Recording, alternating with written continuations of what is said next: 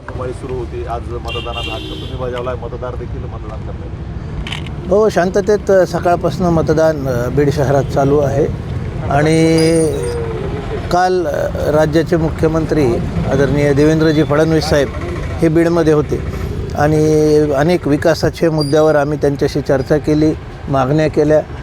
बीडला एक परिपूर्ण शहर बनवण्याचं जे आपलं स्वप्न आहे ते त्यांच्या माध्यमातून पूर्ण होणार आहे. उर्वरित जे कामं आहेत आणि जे प्रोजेक्ट्स आहेत त्यांना एक पॅकेज बनवून हे फडणवीस साहेब आणि पंकजाताई यांच्या माध्यमातून बीड शहरातलं स्वप्न पूर्ण होईल. उत्साहाचं वातावरण आहे. अत्यंत शांततेत मतदान सगळीकडं सुरू आहे.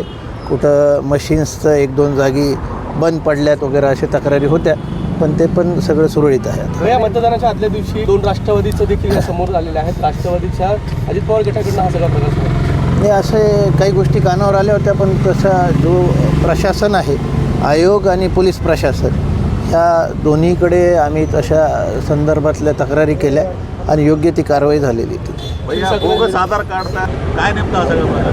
नाही, अशा काही भागात बोगस ID कार्ड तयार करणं, त्यावर वेगळे वेगळे फोटो लावणं, अशा प्रकार कानावर आले होते. आणि त्या गोष्टी सगळ्या आम्ही आयोगाला आणि पोलीस प्रशासनाला बोललो.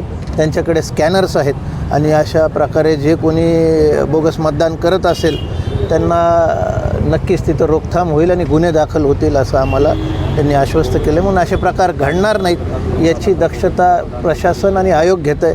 आणि आम्हीसुद्धा आपल्यामार्फत कार्यकर्ते भारतीय जनता पक्षाचे आणि सगळ्या उमेदवारांना ह्या सूचना देतो की अशा प्रकार कुठं घडून आले तर त्वरित आपण आमच्याशी किंवा जे आयोग आहे याच्याशी संपर्क साधा. भैया, तुम्हाला रोखण्यासाठी बरेच जण मैदानात आलेले होते. तुम्ही पाहिलं गेवराईचं पार्सल देखील तुम्ही वारंवार म्हणत आहात. काय असेल उद्याचं चित्र नेमकं? काय विश्वास आहे? क्षीरसागर कुटुंब या ठिकाणी वर्चस्वाची लढाई लढतं. लोकांचा विश्वास आहे. गेले अनेक वर्ष काम केलेलं आहे आणि शहरात काय काम केलं ते आम्ही जाहीरनाम्याच्या वचननाम्याच्या माध्यमातून पुढं लोकांसमोर मांडलेलं आहे. आणि त्यासोबतच येणाऱ्या काळात 5 वर्षात काय करायचं याचंसुद्धा संकल्पपत्र आम्ही सादर केलं. मला वाटत नाही इतर कुठल्या पक्षाने अशा प्रकारचा वचननामा जाहीरनामा सादर केला. त्यांना शहराची माहिती नाही आहे. बाहेरचे लोक आलेले हे स्वतःच्या स्वार्थापोटी काही ना काही प्राप्तीसाठी इथे येण्याचा प्रयत्न करतात. तो हाणून पाडला जाईल आपल्या जनतेकडनं, हा मला ठाम विश्वास आहे. थँक्यू.